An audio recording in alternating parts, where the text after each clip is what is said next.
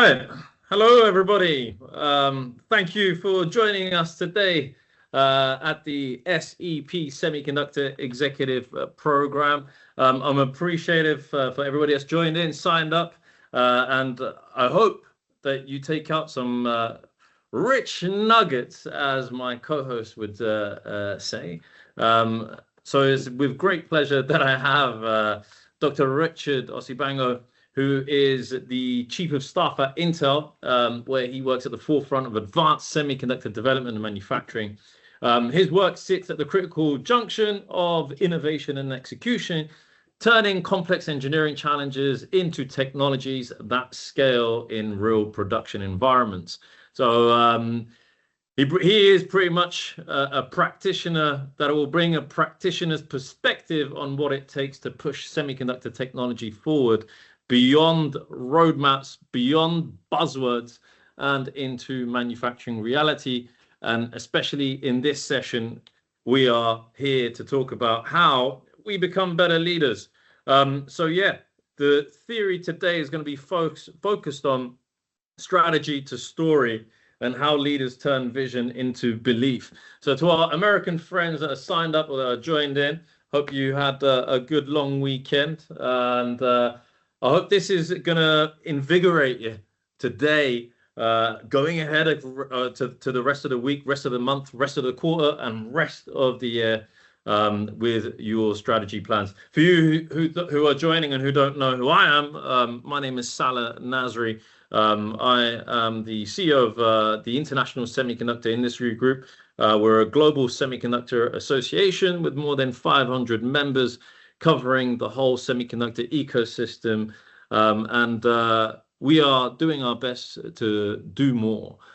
So without further ado, Richard, the virtual stage is all yours. Go for it. All right. Again, thank you so much, everyone, for joining us. I'm excited to be here. I'm excited to see you, and I'm excited for what's to come. So thank you so much, Salah. It's always been a pleasure partnering with you and also with the ISIG team as well.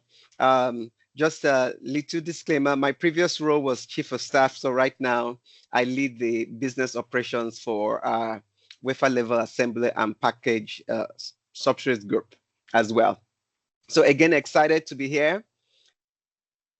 So just a quick check-in of everybody on the call. How is everybody doing? So just quickly give me 1 being, 5 being the highest. So just a quick check-in. Let me see how everybody is doing so I know how much work I have to do this morning. So just a quick check-in. So a quick temperature check. So 1 being, 5 being the highest. Okay, I've seen a 4. So anybody else in the chat? So let's engage. Just a quick check how everybody is doing. Okay. Okay, so thanks for making it easy for us this morning. Anybody else? Okay, I'm seeing them coming in. Okay, fantastic. So we're starting on a high note. So let me just share my screen and just get the party started. All right. So Maria, can you see my screen? Just checking. All good. All good. Okay. All right. So we'll be talking in terms of today, like Salah mentioned today, and the area that I'll be focusing on is the 7 leadership signals. How do leaders turn volatility? How do we turn it into a competitive advantage? And what we can see today is that the leadership reality has changed. And what happened is sometime after the Cold War, the US Army War College, they were looking for a particular name to describe the kind of phase they were in because the environment has changed. So they ultimately came up with this word, which I assume most of us or all of us know what it is VUCA, which stands for volatility, uncertainty, complexity, and ambiguity. And the reason why they needed something for that word is previously they knew who the state actors were. Previously, their enemies were line of sight. But they were getting to an environment, all of that had changed. So VUCA became the word they used to describe more of the exceptions versus the normality. After some time, the business world seized upon that word. But what we can see is that since the pandemic, and even up to now, we can imagine so many things have happened, whether it's the supply chain, whether it's politically, the environment, technology, living in the world of AI. What has happened since then is it's not longer, previously things happened in waves. There'll be a cycle of, okay, we know this is there's a downturn, then all of a sudden we can predict it's going to come up again. But since past the pandemic, we've been on a constant treadmill. So we are not living in cycles anymore. We are living in a world of perpetual disruption, and it is exhausting. So, and this moment is different. We see policy shocks, supply constraints, the demand volatility, 3 to 5 year development cycles meet 6-month market shifts, and decisions required even before the data arrives. By the time the data arrives, you're late if that's what you've been waiting for. And don't take my word for it. Dara, the CEO of Uber, said this about 2 weeks ago. If you think you're planning 5 years into the future, you are kidding yourself.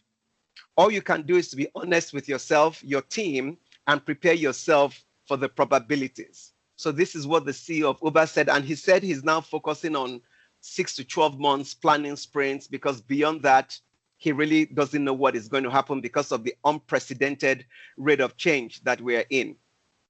And the other thing that we also see, as like I mentioned before, by the time you have complete data, it's too late.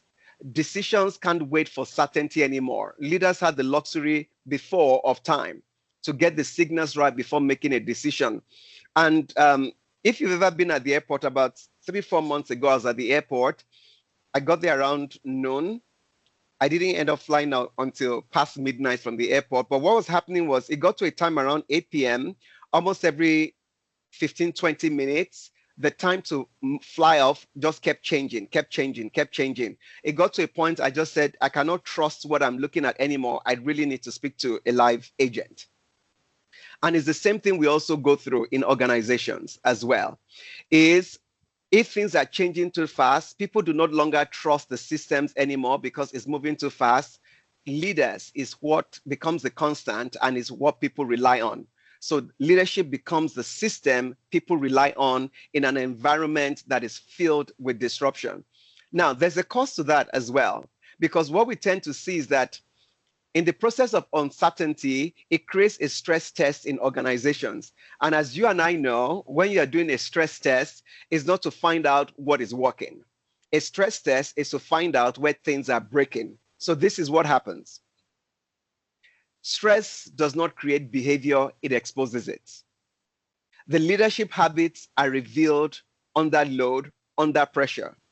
And all that fancy words you have, vision, mission, and the culture, under stressful times, that reveals your true operating model for leaders and organizations.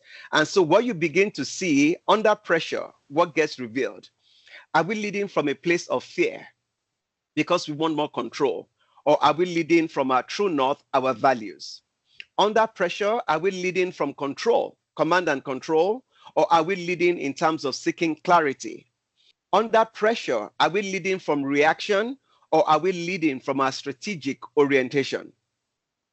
So with all the disruption going on, with all the changes going on, it now lands on organization and on leaders, because people are watching the leadership in the organization in terms of the cues, how they're going to think or feel.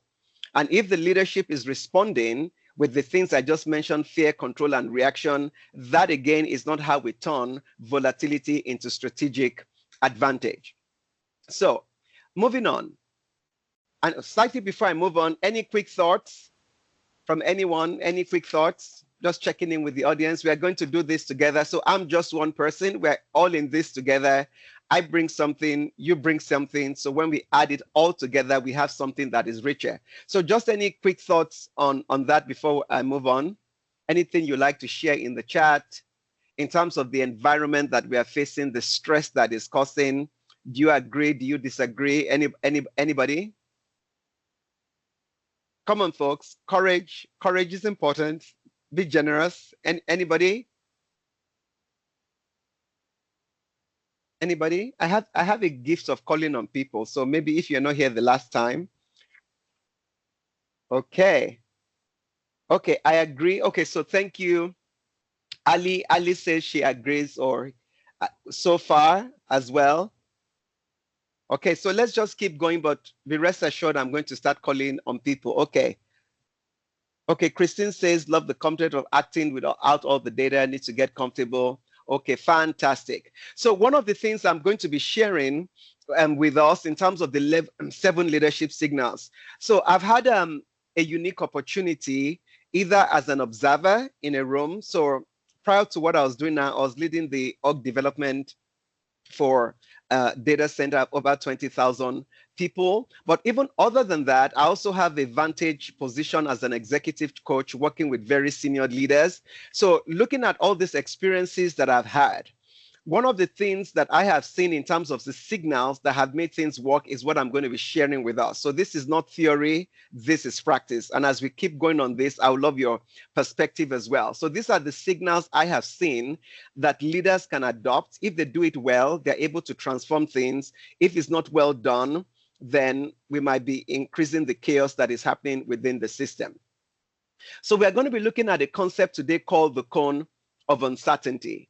And just simply putting it, whether forecasters use it, program managers use it, also used in the business world. So simply put, in terms of the cone of uncertainty, he was developed by Barry Boehm. What he was just saying is that if we look at it from a weather perspective, imagine a hurricane is coming, hopefully not, but let's just paint that picture, a hurricane is coming. What you typically will hear in the news, in terms of 2 weeks, they'll say, hey, we are looking at the weather pattern. This is still strong at this point in time, but what they are just doing is they're going to observe to see what is happening. By the time it's getting to 7 days, they get a little more data, a little bit more information. They now begin to talk about the eye of the storm, where it's landing.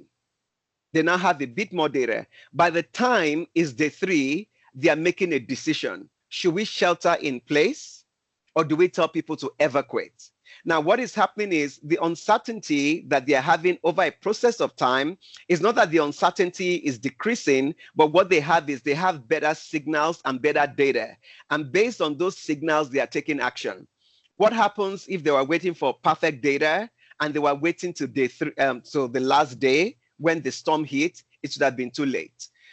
For the US audience, remember what happened with Hurricane Katrina.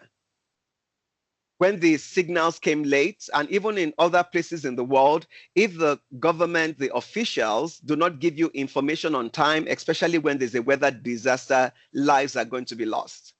In organizations, there becomes change fatigue. And unfortunately, ultimately, people may lose their jobs because if you miss that signal, it leads to a business situation whereby you have to deprioritize some products or you have to go out of business, jobs are going to be lost. So there's a consequence when leaders are not able to translate those signals into meaningful organizational and business strategy. It's the same thing that happens in project management. At the beginning of a project, the uncertainty is high in terms of how much the cost of a project would be. As they go through the definition stage, where is the highest, and they go through the planning stage, and ultimately when they get to the point of delivery, then they have a good idea what it's going to cost. So that's pretty much what the cone of uncertainty is all about. So how do we translate this into the organizations and for leadership? So this is how that works. So we're looking at the cone of uncertainty, phase approach to increase readiness, confidence during uncertainty through the leadership signal. So same thing similar. Again, at the highest point of where there's an uncertainty, so let's just take AI, for example. About maybe a year and a half ago, everybody knew AI was coming. Then people started talking about, some people said, are we going to have a universal basic income? Some particular jobs are going to lose. It creates a whole shock in the system. Or maybe you hear that in your organization, my organization wants to adopt AI. Then what happens? Everybody begins to panic. Am I going to have my job? Is this going to be lost? That creates a lot of instability within the system and it just prevents people from moving on. So, but typically at the definition stage, where uncertainty is the highest, people are really not looking for answers. They are looking for credibility, they are looking for purpose, and they are looking for the strategic orientation from leadership. As time moves on, then they're expecting the leadership team to be aligned and begin to communicate based on our alignment. This is what is going to happen. And ultimately, at the delivery stage, they are probing the system for feedback loops and also for execution confidence as well. So that's the framework we are going to be using before we move on. Any questions at this point? Anything anybody would like to add at this point in time? Just a quick check-in, because this is going to be the framework. Any thoughts?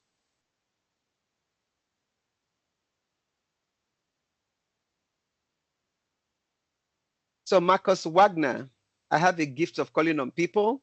Marcus, any thoughts? Or Michael McEwen, any thoughts? Keep going, making sense so far?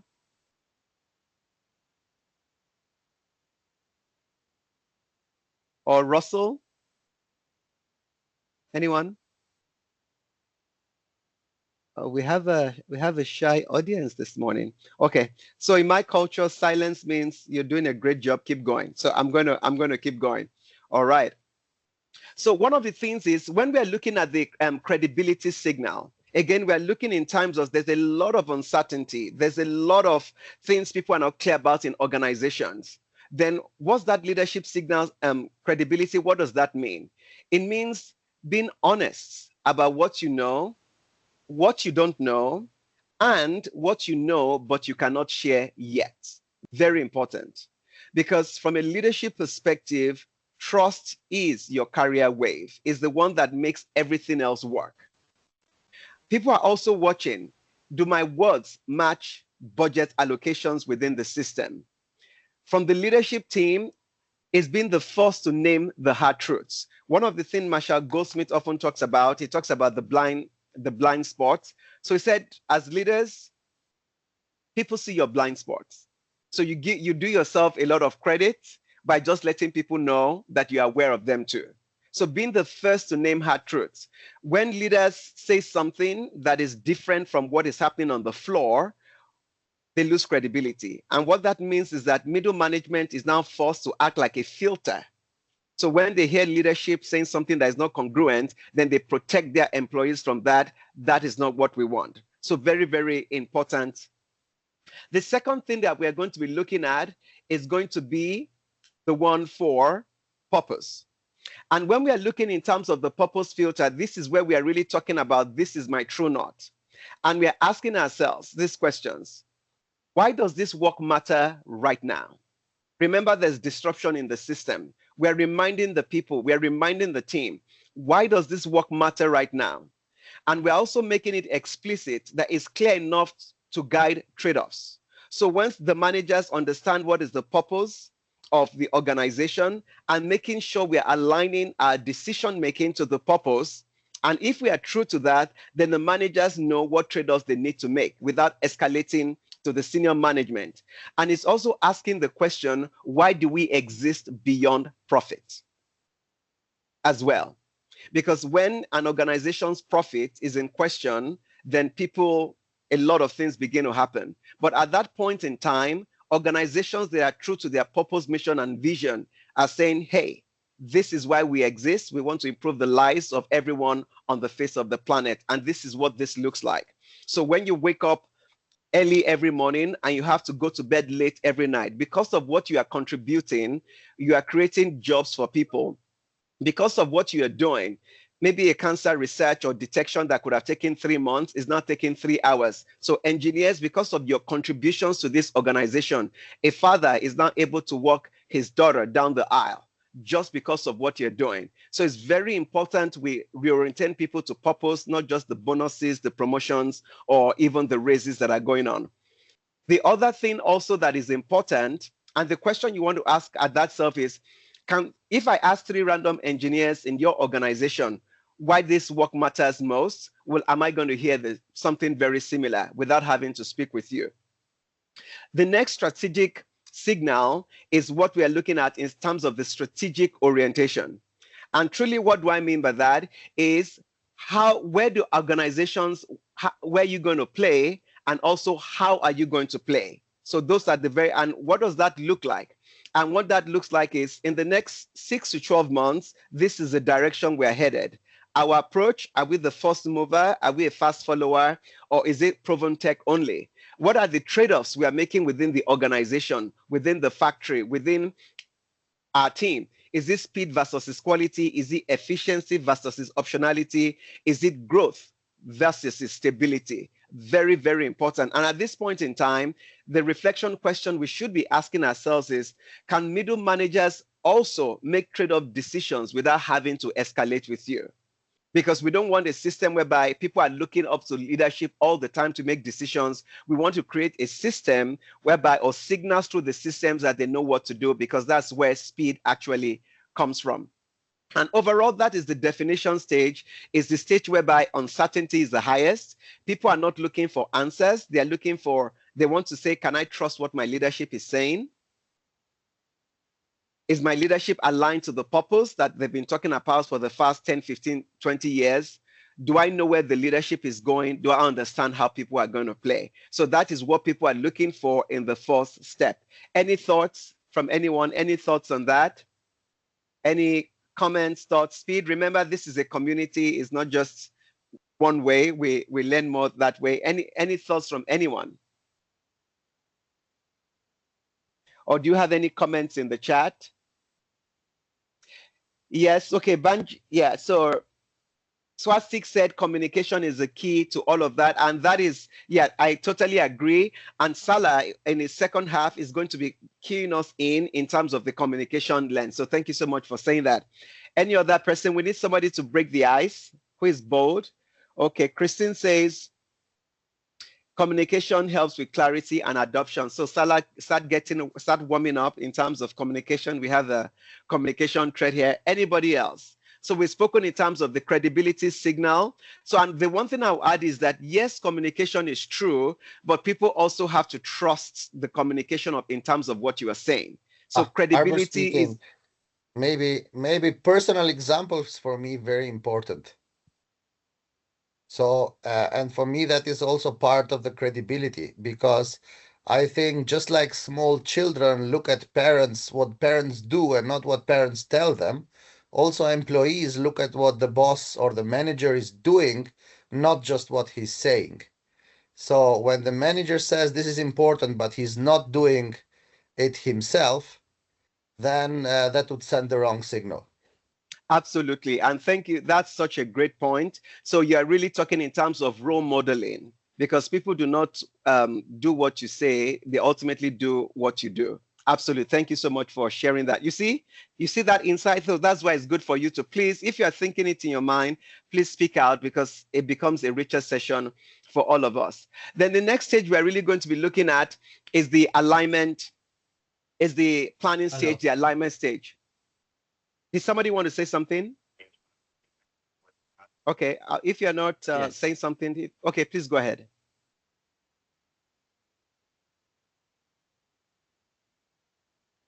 Go ahead.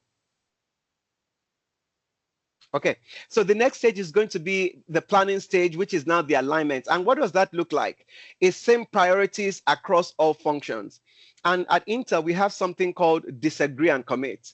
And what disagree and commit means is, even in homes, let's be honest, we don't all agree on the same things, but again, we're still committed to the unity of the home, right? So even if I don't agree with everything that has been said, I choose to commit to it. But there's usually a step between disagree and commit, is that we let people express their different opinion. We make sure that they're heard, then that helps them to commit. We want a situation where we want one story from every executive, because if you've done the disagree and commit, right, then it's easy for us to have one story. We don't want a situation whereby I go and speak to 3 or 4 executives and one person is excited, one person is like, and one person is, I don't agree with this at all. That just creates confusion in the system. And also for leadership, don't mistake accommodation for agreement. Because people are nodding their heads doesn't mean they agree. At times people need to process things. So it's always important we are checking for assumptions. It's always important is running water through the pipes to make sure everyone is on the same page. And what we want to be looking at this stage is, if would a skip level reveal different stories from different executives, very, very important. After the alignment stage is, we want to make sure we have the next stage, which is role decision clarity. And what does that mean? Is we have clear ownership at intersections. It's documented, it's communicated, it's in our OKRs. It doesn't come up as a surprise that you were meant to do this person was meant to do that. Decision rights, who is deciding, who is reviewing, who is informing, widely communicated to the organization shouldn't be a surprise. Also having a place for a decision register, especially when you're working across multiple teams, multiple organizations. When a leadership team makes a decision, we want to go to one place that everybody sees that. I've heard of situations whereby projects were dropped and teams further down the organization were still doing it 2 months after because the decision was not communicated promptly. Then also making sure you have explicit handoff between teams as well. So that's what the planning stage is. There's a lot of disruption. We spoke about the definition stage. We've spoken about leadership alignment. We've now the transition into middle management. Then the roles and decisions are clear. So any quick comments at this point in time? Any quick comments? Just one before we move on. Anything anybody wants to add? Okay, somebody says need to empower the middle managers and build the trust so that they make absolutely correct. Thank you for saying that, Igor. The decisions should be made closest to where the work is done. And I have a personal philosophy, whoever sweeps the room should choose the broom. So thank you for saying that. In the last stage, and the question to ask at this stage is, how many escalations this week were really whose job is this questions? Research has it that only 30% of change initiatives work. One of the reasons, again, is why they don't work is when you don't have clarity. So very important. And in the last stage, we are going to be looking at feedback loops and the execution confidence. And when we talk about feedback loops, what does that really, really mean?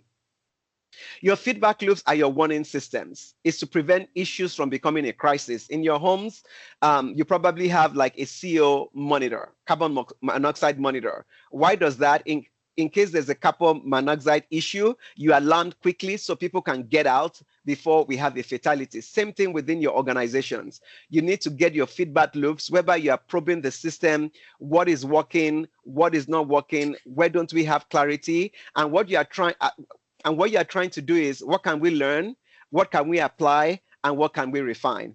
I remember in a coaching conversation with a very, very senior executive, and when the person got some data, the person wasn't really happy. And why wasn't the person happy? Because when the data came back, the distribution was bimodal. The leadership team had a totally different perspective. And when you looked at the directors and the middle managers, it was totally different. So what the leader was saying is that we solved a problem for ourselves, but not for people further down the organization. And he said, I wish I had known this information sooner.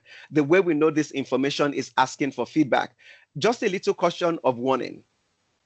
It's better not to ask for feedback than to ask for feedback and not do anything. It just makes things worse. But again, if you want to turn volatility into strategic advantage, asking for feedback is absolutely crucial, and make sure it's something you also act on to make sure people know.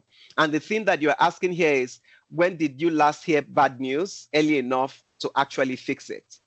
So that means that I need to create a psychologically safe environment that people can distribute and share bad news, where I'm not shooting the messenger. Nobody wants to become a hero if they say something that would offend a vice president's ego, an executive's ego. If you lose your job because of that, your family is not going to say, hey, congratulations, thanks for being a hero. Now, how do we pay our mortgage? How do we pay for fees? Nobody wants to do that.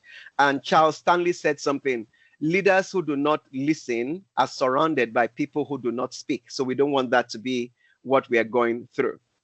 So just in conclusion for this section, we're now looking in terms of the execution confidence. Do we believe in the capabilities?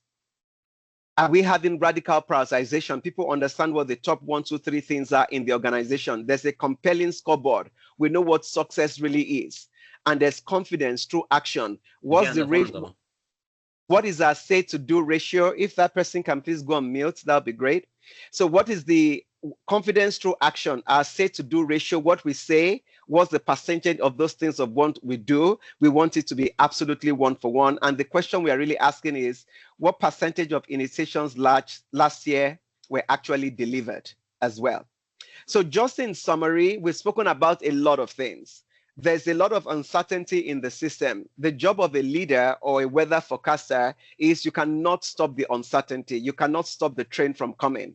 But there is something you can do. You can prepare your team. You can prepare your organization from it. When uncertainty is permanent, leadership signals, not answers, become the operating system. So the first one, in summary, credibility is your career wave. Everything else depends on it. Purpose is the unchanging North Star. Your strategic orientation, where are we going? How are we playing?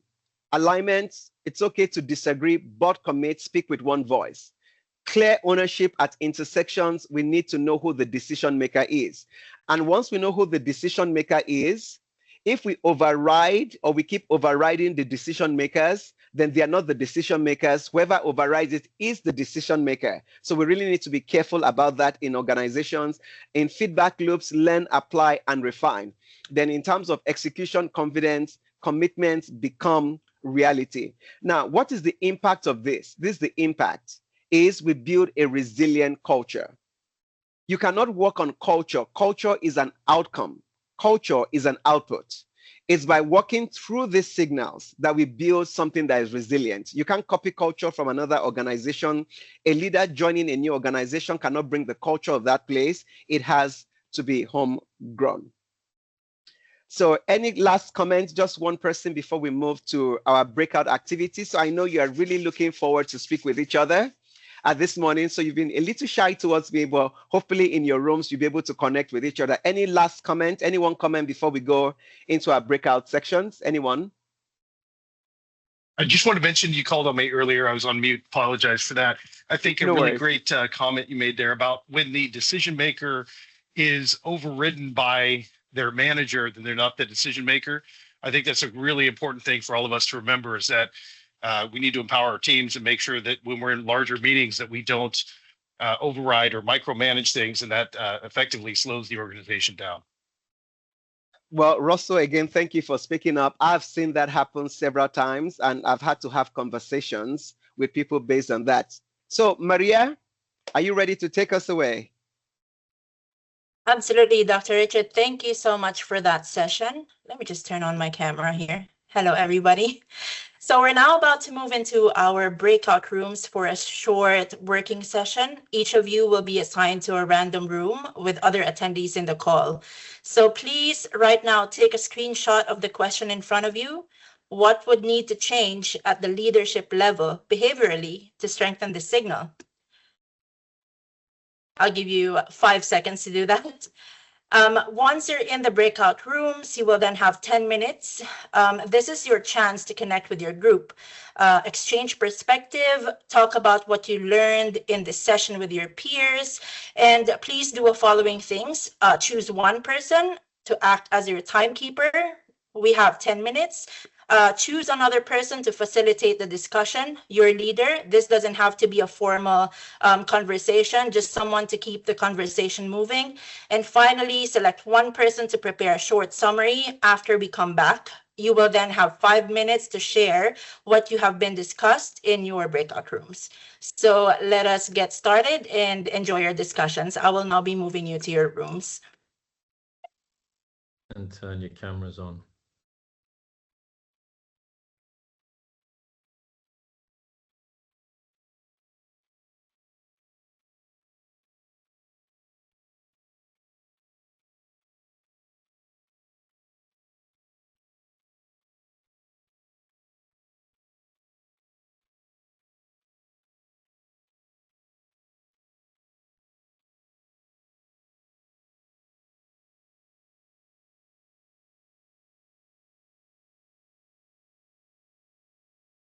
Good.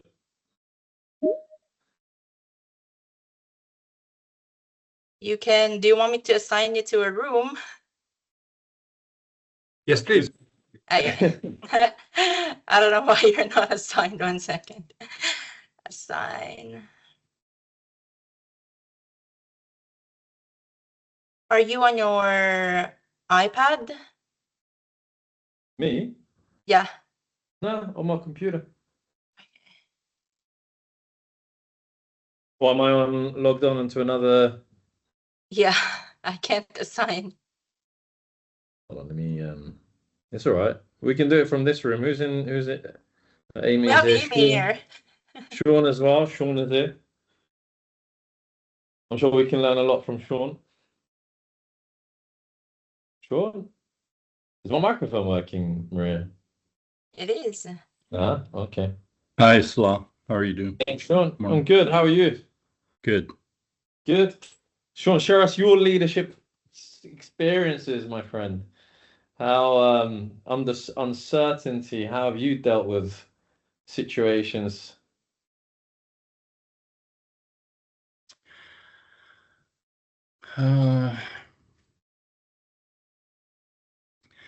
Well, I think for the most part is to really focus on your,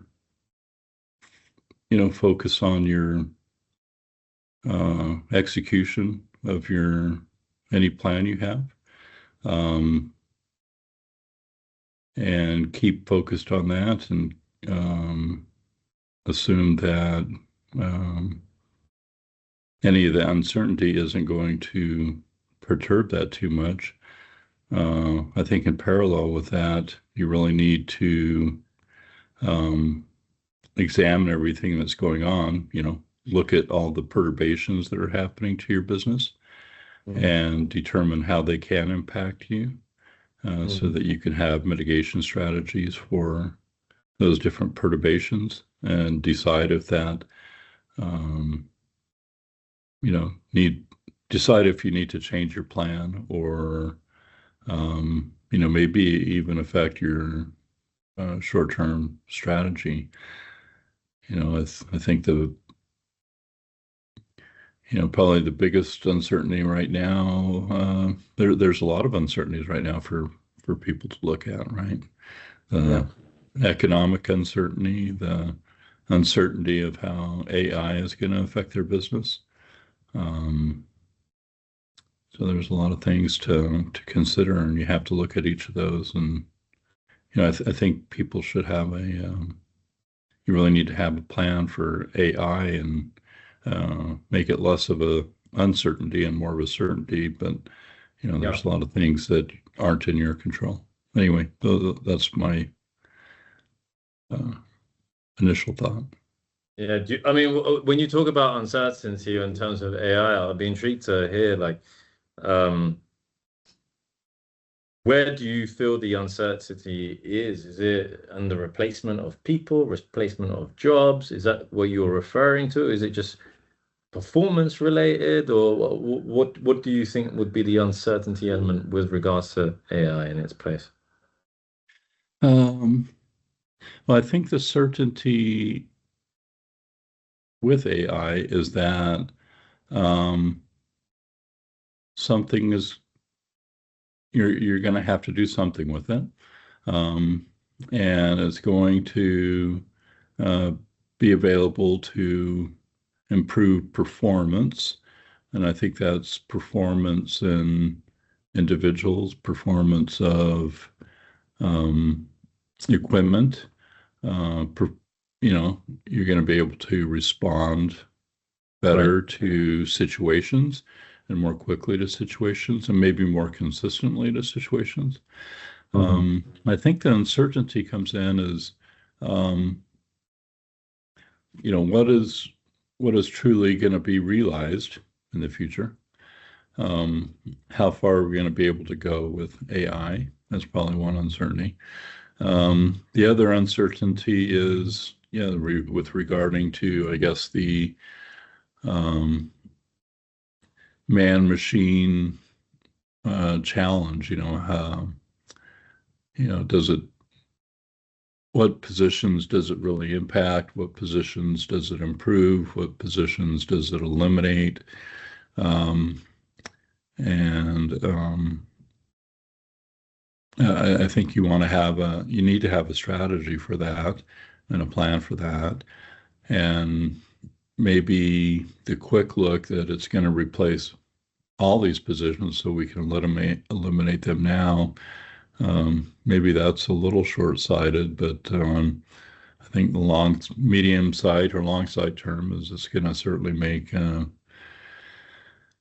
your current people more efficient, and maybe it does eliminate the need for some positions, which means you need to shift your strategy down for your for the people that you have. What people do you need in the future to address the integration and implementation of AI to the deepest integration that's possible. But time. Plus, I think the other uncertainty is just how fast things are changing with it. How fast the capabilities are evolving from GPT-4 to GPT-5 to 5.2. For example, with ChatGPT scenario. But so I think, to me, those are some of the uncertainties. Is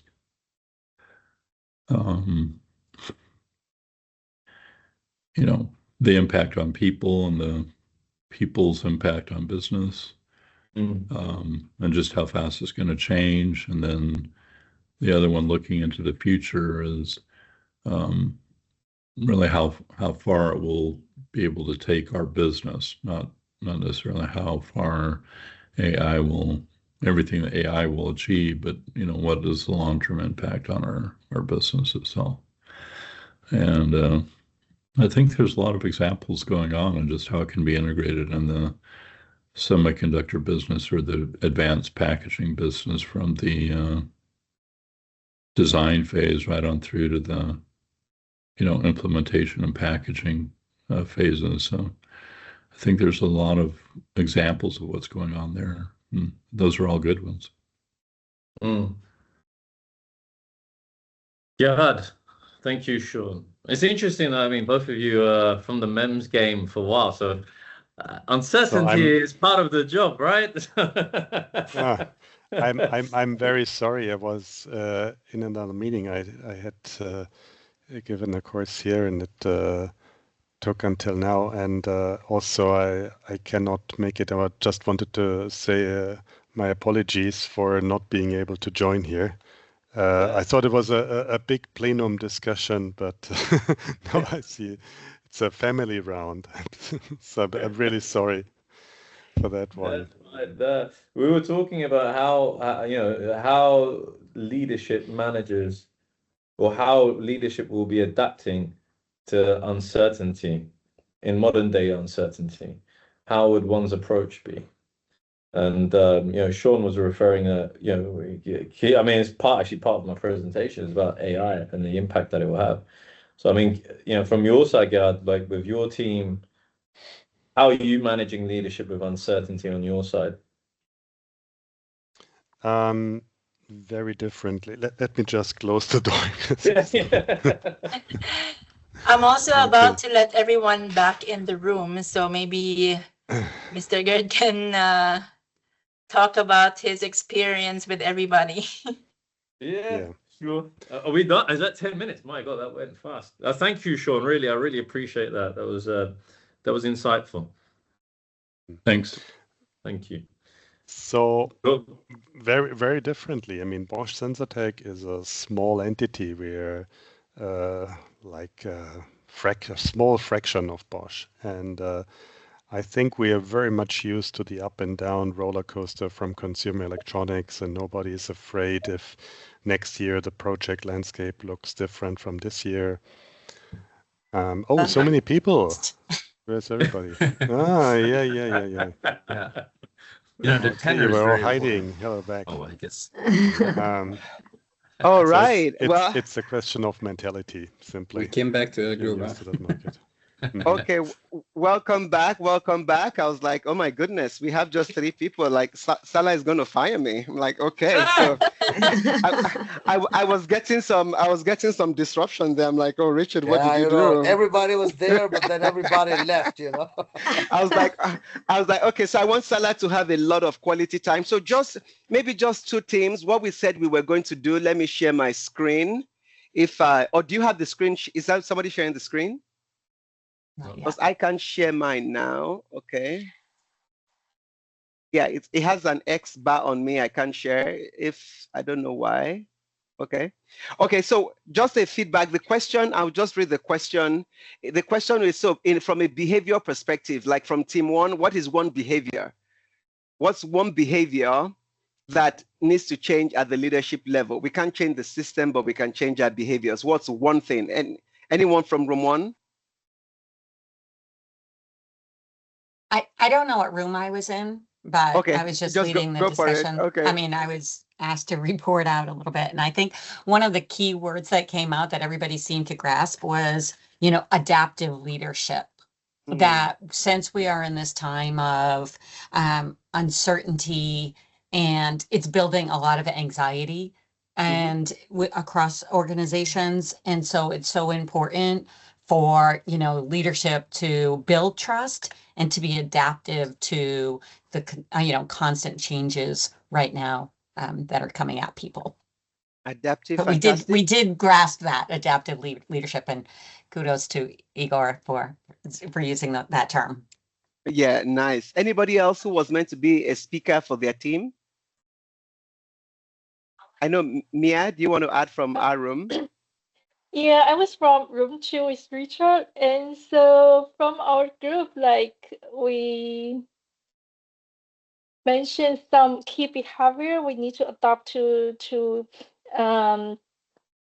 change the leadership, which is basically communications and documentation, to define the role more clearly and specifically. Yeah. Yes. So documentation, especially of the decisions that are made. Anybody else? I can say a lot of people are talking about communication, and Salah is ready to take us away on communication. Consensus builder. A team leader with a consensus builder. It means he can go through all the team and listen to them and come up with the decision that represent the whole organization. It cannot be a top-down decision, because there are a lot of failure with top-down decision. And if you listen to everybody's opinion and you build a consensus and a common decision that everybody is buy-in, then the execution will be flawless. Absolutely. Okay, I need to pass it to my core facilitator, Salah, at this point in time. So Salah, you've heard what people say. A lot of people have mentioned the word communication. I want us to flip that a little bit to connect, because anyone can talk, but very few people connect.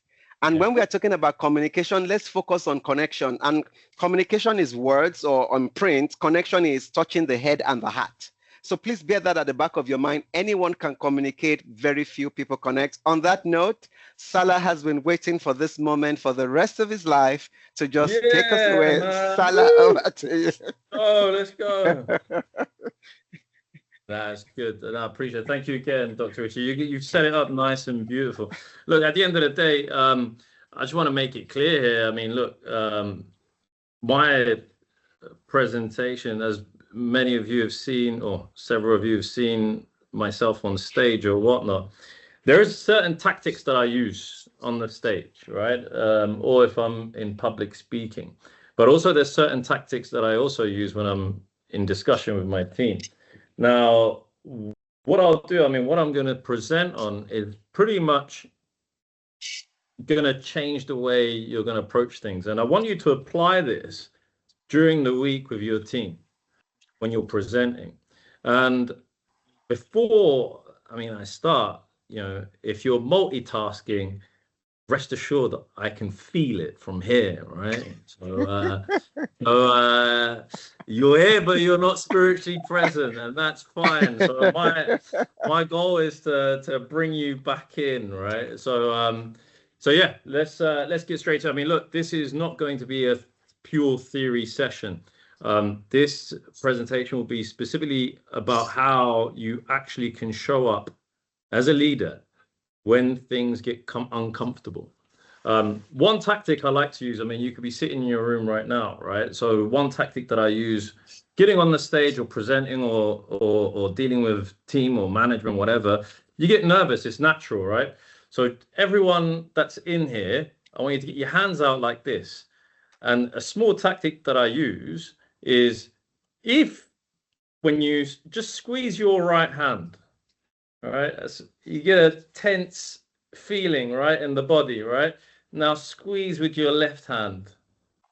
You should be feeling a little bit more relaxed, right? And you don't see that, but watch me when I get on the stage. I'm always squeezing my left hand when I get on the stage because it chills. It's a scientific actual model. You can search it on Google or ChatGPT or whatnot. But there is actually science behind squeezing that left hand. Your body feels more chilled out. It's a wrap. Nobody. I mean, this is part of my secret, so I'll share some of my secrets here. Yeah? This is IP. This is intellectual property. IP. Use that, and you'll feel anytime you feel tense. You know, the worst discussions as a leader is having hard conversations. So I secretly underneath the table like this. So yeah. All right, let me share. So my discussion today is going to be something different. Look, I've been in this game for about 16 years, right? 16 years this year. And one of the most bizarre things that I do see, and it maybe is, I have the proof, I have the statistics to show it. You know, most of the people that you'll see in the audience, 50% have an upside down smile. And you're wondering, like, what's going on? So my goal is always to try and change that upside down smile, make it into a smile. So one interesting thing that hello? Is anyone there? Oh, okay. So anyway. What did you send you? Send me what? Oh, okay. Anyway, so talking about it's after that, and you know, I'm always bizarre because I'm like on the stage and I'm looking at people and I'm like, everyone's well off here. Everyone's got a good life here. Everyone's got very, very high IQ here. Everyone's miserable. So how do you? Well, not everyone, but half the audience is like upside down, smiling and angry. And this could be all related to the uncertainties that you're dealing with on a day-to-day basis, and that comes across when you're communicating. So I'm going to just quickly get my slide up and talk about in specific, if it works, is basically this session is not about being funny or charismatic or likable. It's actually more focused on practical matters. And most importantly is like how we take lead as individuals in our companies or at home when pressure is high. And as Dr. Richard mentioned in his discussion, certainty is gone, because that's the world we're in now. So an interesting thing is like on Zoom, you can see at the top, you've got the reactions button. So you can, while I'm presenting, you can actually interact and say, if you're shocked, if you laugh, if you loved it, you can click on. But anyway, let's start with the obvious. And we have to identify that these times are very bizarre. They feel heavy, of course. They feel kind of confusing for some from a variety of matters. I mean, we've got great case studies, Donald Trump over the last couple of days. But at the end of the day, these unusual times don't require better PowerPoints. What they require is different leadership behavior. As I've mentioned, geopolitics is on fire. You've got AI, which is freaking the world out to an extent. Maybe half of your team already, we're in 2 weeks or 3 weeks of January now, start of the year, is burned out. And the other half is pretending not to be.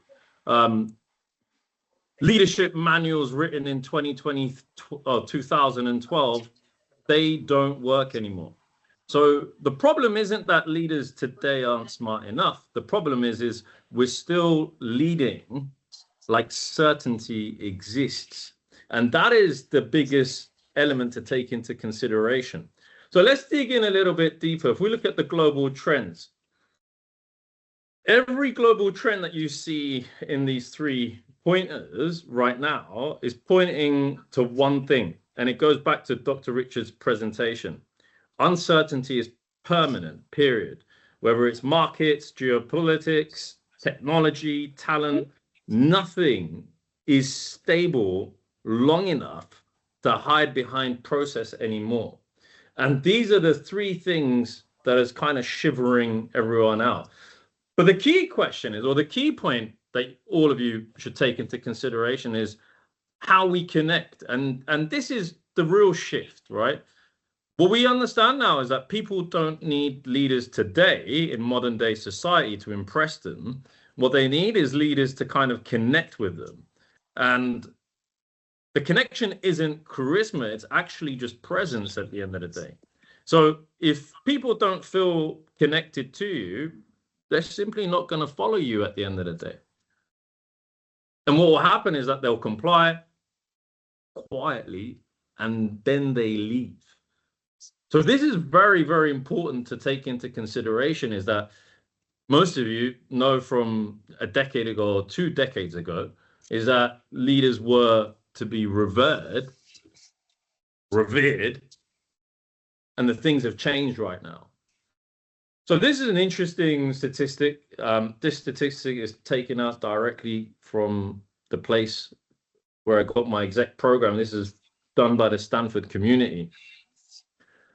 But this is a shocking graph, as you can see. And that brings us to kind of something that sounds small, but isn't. And that is pretty much humor, because humor is the one thing, it's actually one of the first things that dies when people feel pressure. Now I'm going to show you an interesting chart, even better. If you look at this chart, what does it show you? As age goes up, smiling and laughing drops. Now the question is, do you think that's wisdom? That's not wisdom. What that is actually emotional armor. And you got weekend versus weekdays. That is as straightforward of a culture report card that you can see. And when in certain scenarios, maybe some of you are experiencing that currently in where you are right now, if your team only lasts on weekends, you're not running a team. You know, what you're doing is actually running a survival camp. Now, what I am going to show you is a straightforward roadmap of how we can change the way we do things. We'll break it down from the perspective of humor cycles, the traps of each, how to tell truth with levity, and how stories build trust faster than strategy decks will ever do. And I'm going to go through this throughout this presentation. So these are the humor styles that everyone kind of has, and I'd love to hear from you guys. Where, if someone can say to me, just you can unmute yourself, where do you see yourself in this humor cycle, do you think? I don't want to start picking out people here. You can just like write it on the chat screen or quickly unmute yourself and just scream it out.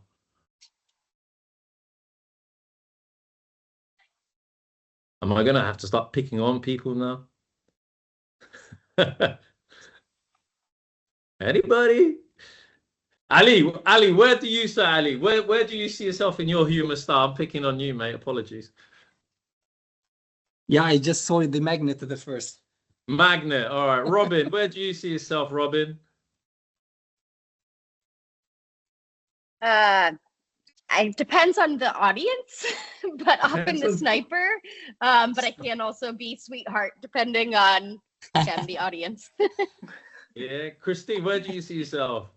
I hate to say all of those things that are listed, but maybe stand up. Stand up. Lady Dunbar, where do you see yourself? I not the sniper, I don't think. I don't know, but maybe a little bit of the others. It's hard. I love this thought, but yeah, I'm not sure. Where do you see yourself, Salah? Stand up, of course. It depends on where the situation. Definitely Right. stand Yeah. up. Everybody who knows you will say stand up. I would. Talking to the I think devil. so. Arber, where do you see yourself? Definitely stand up. Stand up. Yeah, I mean, it depends. I mean, to be frank with you, all of these humor styles can be adapted. You can switch from one place to another. It just depends on the certain scenario that you're in. I might share, if we have time, I might share a personal story where I messed up because I didn't acknowledge the audience. And actually, Abba, you'll find this funny actually because it was in Japan and I made the wrong jokes in Japan and yeah. So But lesson learned. giving your nice poker example, right?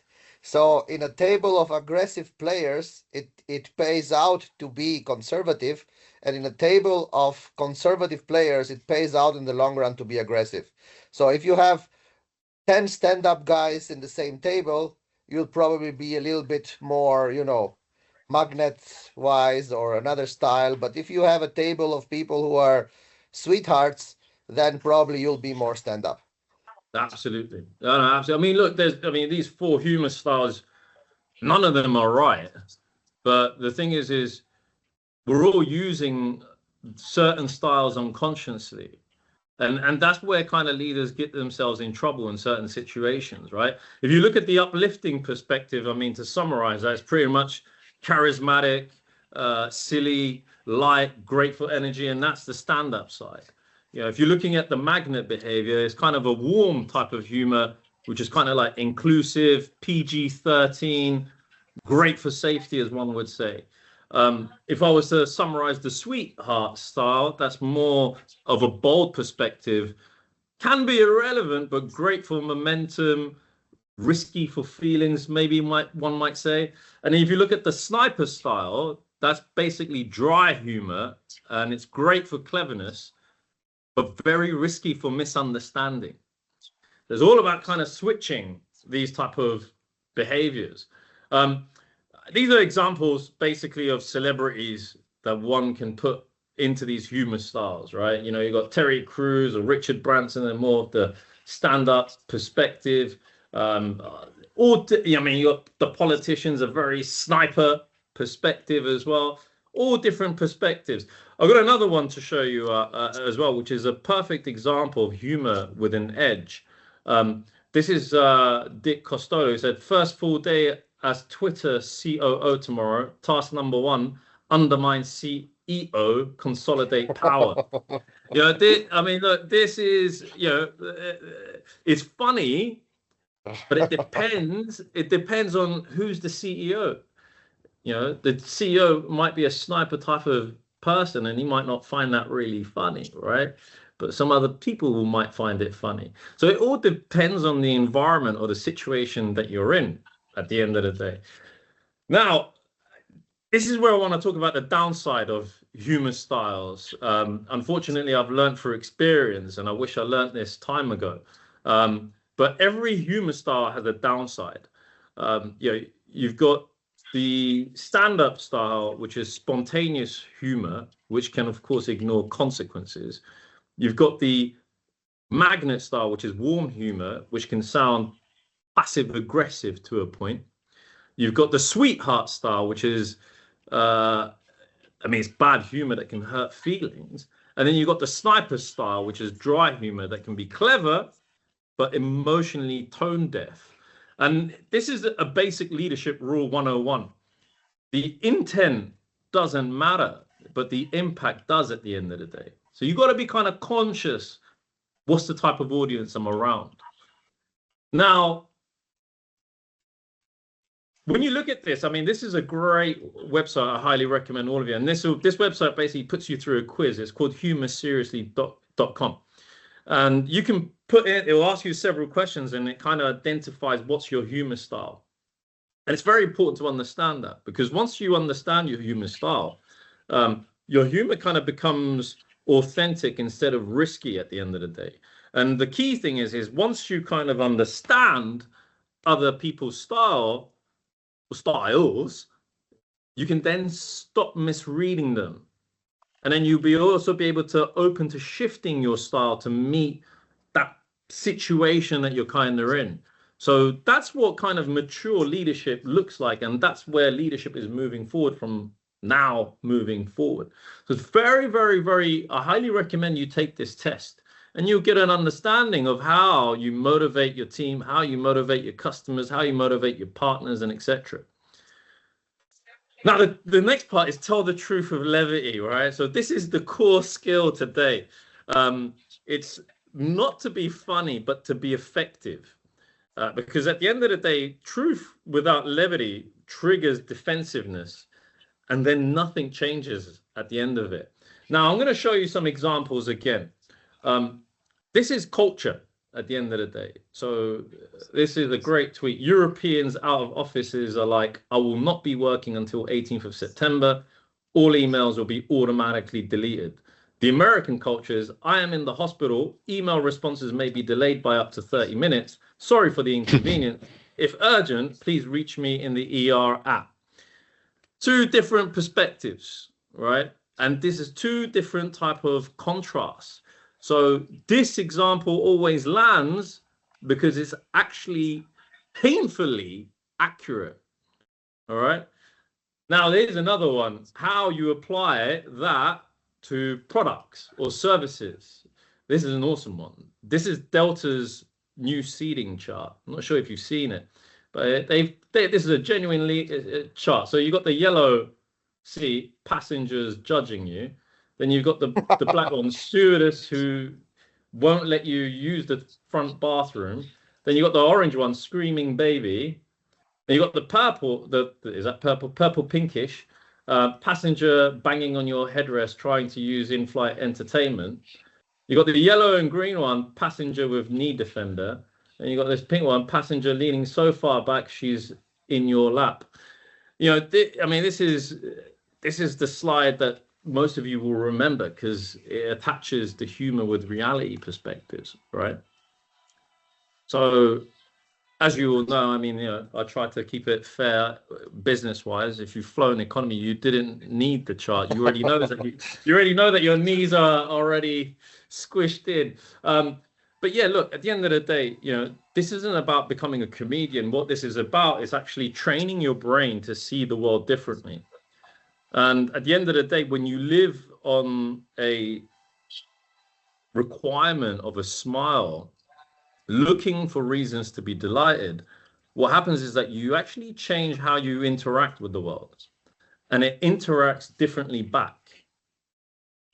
So that is what I want to emphasize is doing that humor audit, maybe once a week on that humor seriously, and write down actually the moments that you actually laughed. That's it.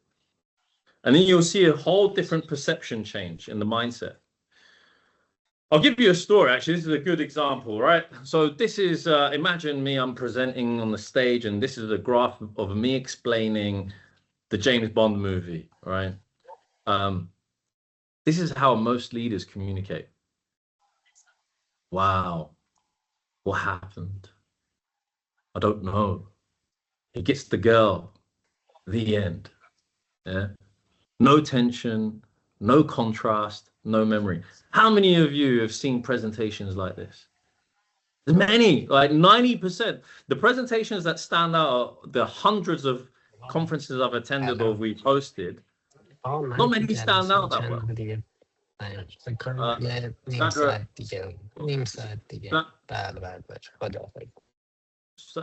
to mute him. So that's a great example. Thank you, Sadra, for even delivering a better presentation for me. But anyway, let's change the game round when it comes to presenting. So you hear, I mean, me on the stage, for example, my voice, my tonal voice changes.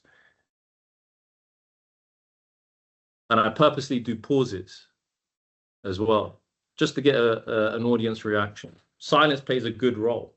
But it's about how you deliver the presentation. So the same type of example here. This is a good example. Let's change the game now. Who wants to see a better graph? We all know this movie, yeah? Now watch what contrast does. Nothing's going on. T-Rex! Nothing's going on. Big T-Rex. Really, really big T-Rex. Same type of movie stories. Stories wake people up because they match how our brains pay attention. And it's all about the tonality of how we present at the end of the day. Now, what I want to share with you is always, if you've seen, I always try to attach a personal story to my presentations. Not only on my presentations, always, or even with the team. The team might say I have a PhD in analogies. I love analogies. Analogies are the best thing that you can use because it gets the message across. But the most important thing is like a signature story is basically an intriguing, authentic, involving story with a strategic message and a goal. It's not entertainment at the end of the day. What it is actually leadership positioning, because you want to get the message across to the people. So when they leave your presentation or the conference that you're at or a team meeting or customer meeting, you want to make sure that out of the hundreds of other situations, yours always sticks to mind. Now, this is actually a genuine initiative that Satya Nadella, who you guys most know, the CEO of Microsoft, and I love this quote because it gives leaders permission to be human. So what he's trying to say here is that there has to be a place for stories where the heroes don't wear capes and where there are journeys and struggles we can learn from. Now, Microsoft does a great thing actually about this. What they do is they hand this out to their project leaders. So they have like a story brief template. As you can see, they apply it instantly in their products that they deliver out there. And this is actually a moment for the team that they're working on to actually breathe, because once people feel they feel the story idea emotionally, they're ready for the business application at the end of the day. So you think about everything that we're working on. I mean, semiconductor, the world of semiconductors is a very technical community, right? But the technology that you're actually selling needs to have a story behind it. And if you look at like the biggest semiconductor players today and all their CEOs, if you just take simple attention, you look at the way Jensen delivers his presentations at GTC, there's always a story behind all of the products that he's working on. And this is a very, very, very unique platform that's actually used. Now, what I want to emphasize is that banking, or how we bank these signature stories, as you know from my side, I have no issues sharing personal stories with people to kind of like hit the message across sometimes. But you can use company stories, certain team stories or whatever, and apply it in your presentations. Because knowing each other's stories, what that actually does, it actually accelerates the trust, as Dr. Richard mentioned early on, the alignment as well that Dr. Richard mentioned early on, and the performance. So at the end of the day, the translation of it all is actually you waste less time guessing people's intentions because you already have those intentions put into place because you understand the stories. Now, what I want you to take into consideration is something very straightforward, is identifying and banking your signature stories. So, both personal and for your company. These are what we call IP. These are the assets. They reveal who you are, who your company is, and what your team does. And what that intends to do is accelerate connection and cultivate a more authentic workplace. But also not in the workplace. You apply this on personal perspectives at home when you're trying to convince your kids to do something when they don't want to listen. You want to apply those type of methodologies as well to customers and etc. Right? Now, what we're going to do at the end of my break session, or the exercises that I want to do, is a very simple process, which is called the 6-word story. And it's basically a story blank. But before I go, I just want to recap just certain elements, is that if we're on liftoff at the moment and the plane's consistently going, now we land this plane. The key thing is what I want you to take away from this is that you can identify your humor styles and the team humor styles, which then connects with levity and stories. But the key thing is now you need quick wins and things you can do immediately. And these are the things that you can do instantly with your team. simple processes to deliver the message across. So takeaways and quick wins from this discussion is be human, create your bug pin moment and look for callbacks. Know your humor style. Learn how to tell the truth with levity. So do a humor audit. And then, of course, what we're going to practice is harnessing signature stories that you can actually practice this exercise with your team to get something straightforward sent across.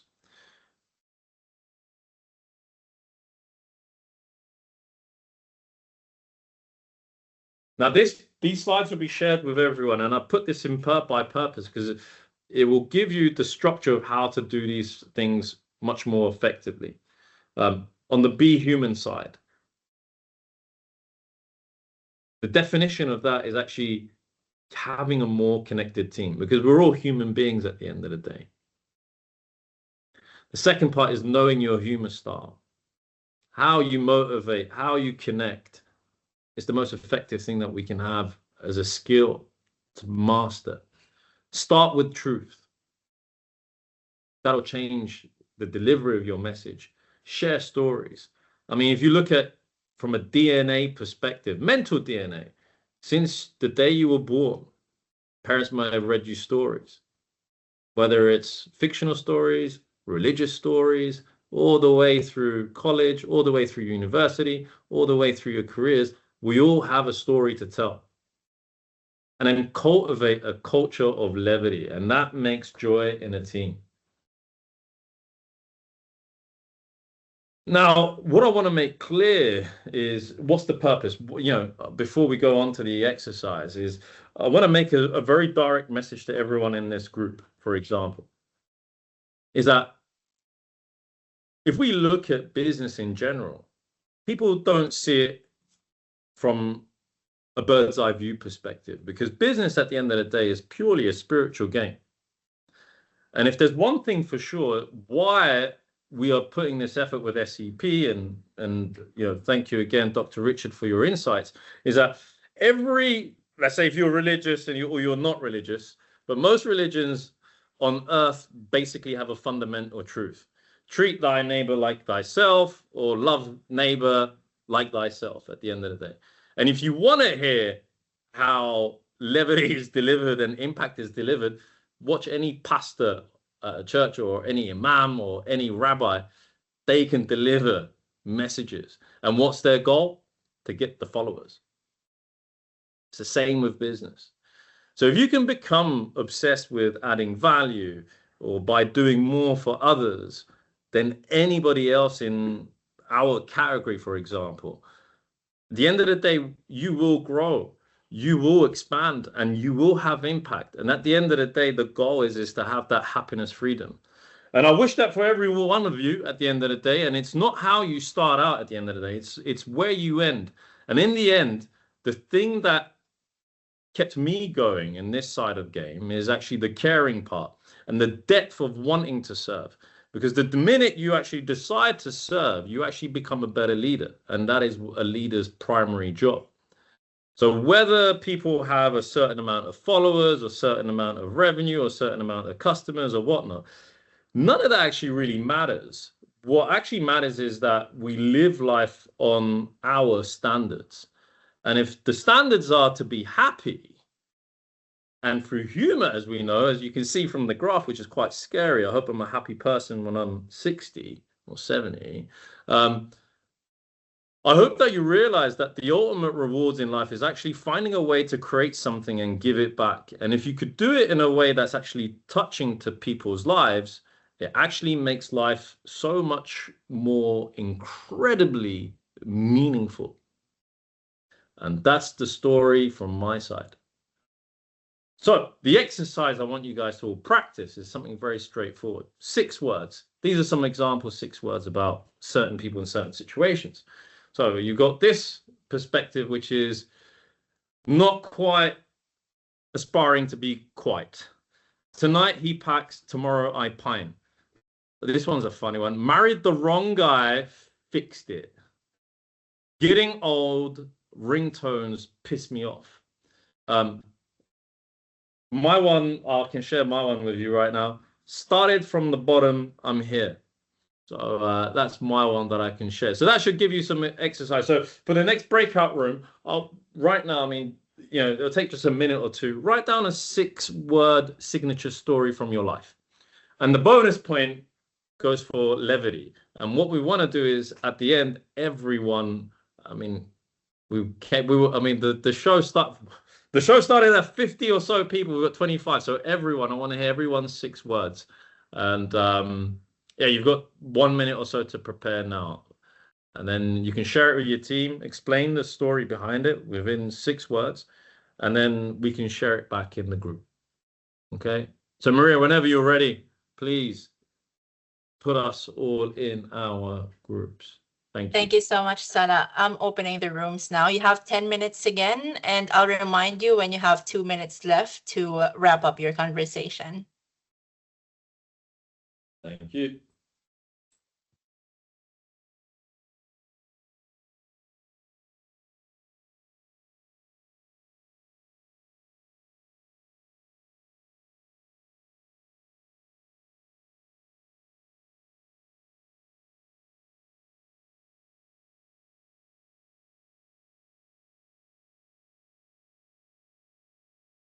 Six words, 6 words, 6 words, 6 words. 6 words.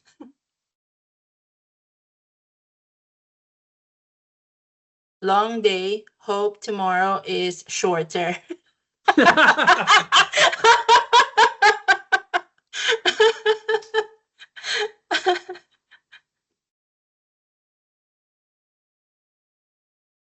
a good one. That's a really good.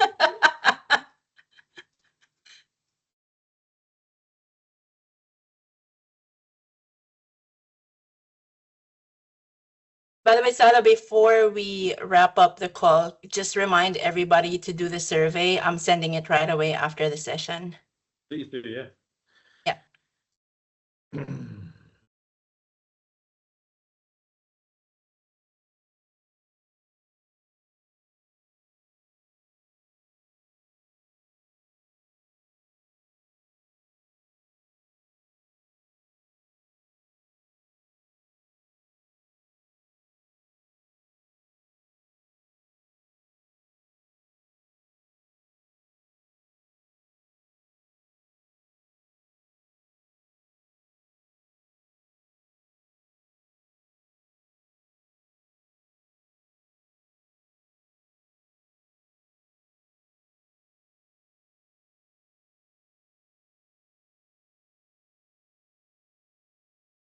I think 5 minutes will be enough for people to get 6 words together and they can share it in the room. I know. I'll close it in 2 minutes.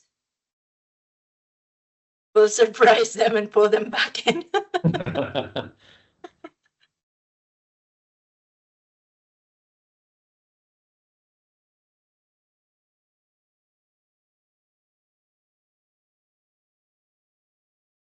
I like your one. That's a really, you're going to say that one now. That's a really good one. It applies to both of us.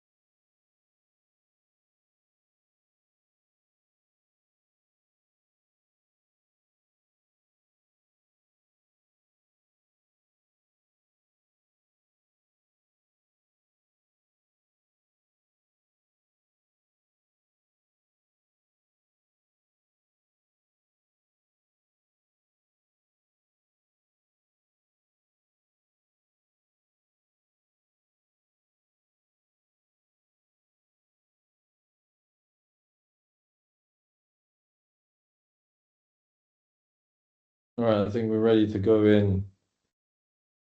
We'll do it now. Thank you.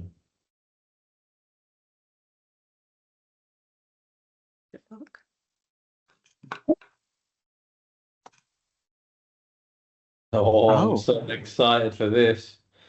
Oh, wow. is it 10 minutes already?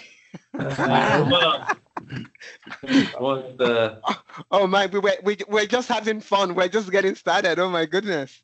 That was so much fun. All right. Yeah, well, because we've got 4 minutes till the webinar closes, and I've got a hard stop, unfortunately. But let's go for it. Maria, you first. Oh God. Okay, my 6th word. Long day, hope tomorrow is shorter. There's a lot of levity. It has to be longer. Why? It has to be shorter. That's a lot of levity there. Who wants to go next? Habib, what was your 6 words? Oh, I was like, don't worry, be happy. Don't worry, be happy. That's 4 words. Don't worry, be Habib. Don't worry, be Habib. I'll let you off with that. Who else wants to go next? I can go next. Arbor. From poverty to semiconductors, I built. Nice. I built. Like it. Oh, that's a good one, man. Thank you. Ali, go for it. From my story, so humble beginnings, hard work, high impact. Wow. That's not 6 words. I can tell you that. 6 words. Humble beginnings. Hard work, high impact. Okay, yeah, it's true. Did feel like 6 because maybe because you had a lot of big words. Richard, what did you put down? 6 words. Well, since you're putting me on the spot, helping you create alignment at work and in your career. Amen. Amen. Ilya, what was your 6 words? Act decisively and face the fate afterwards. Act decisively and face the fate afterwards. 7 words. Remove yeah, but actually, afterwards you don't need, fate. So then it's 6. Who else wants to go next? Avery, we haven't heard from you, Avery. Yeah. Leave the world a better place. Leave the world a better place. 6 words, man. Beautiful, that. Go on, Christine. Christine N or D? I can go. I connect and convene to change what's possible. Okay, maybe 8, but if I had a few more minutes. That's pretty good. So let me try. And I'm engineer, brain, lover, heart, musician, soul. Nice. Deep. So I aspire to be, yeah. What about Lisa Kynes? Yes. So I wrote work that supports a bigger story because this is what I do. I do storytelling. Work that supports a bigger story. Oh, that is a good one. Work that supports a bigger story. Yeah. That is a good one. Who else wants to jump in? Who haven't asked? Jamantis, what did you have? I went for had setbacks, but kept moving forward. Had setbacks, kept moving forward. Deep, man. This is deep, eh? Justine, what was your 6 words? What didn't stop me made me stronger. Didn't stop me. Need to remove 1 word, actually. 7 words. 7 words. You might have done much easier, eh? Gerhard. Don't quit, do it, love it. Don't quit, do it, love it. Ooh. I'll go next. So yes, please. Yes, so I said I communicate with honesty, integrity, and brevity. I communicate with honesty, integrity, and brevity. That's 7 words. You got to get rid of the and. Yeah. You got there. That's good though. Who else have I missed out on? Who else wants to jump in there? I hope I got everyone. But yeah, anyway, last minute. That's the beauty of 6 words can have so much power, right? So I think when you're delivering a certain you know, most of the time statistics shows that, you know, email subject lines with more than 6 words don't get opened, or emails that are like 1 page long don't get read.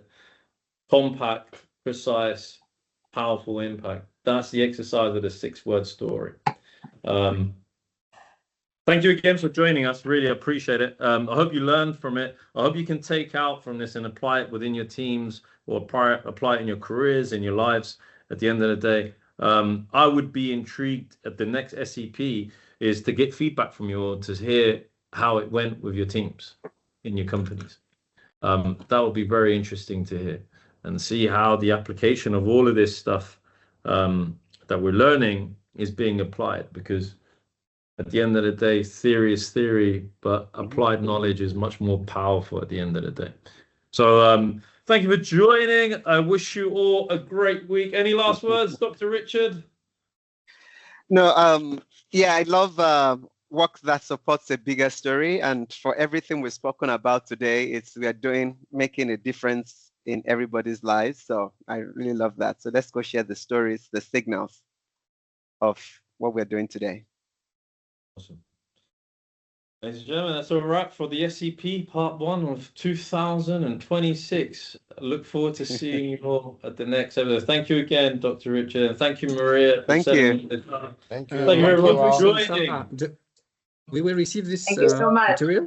Thank you, Salah. Thank you, everyone. Thank you. Bye. This is IP, man. I don't give up IP for free. Of course, man. Sharing is caring. Generosity. We'll share it. Absolutely. You'll receive the material.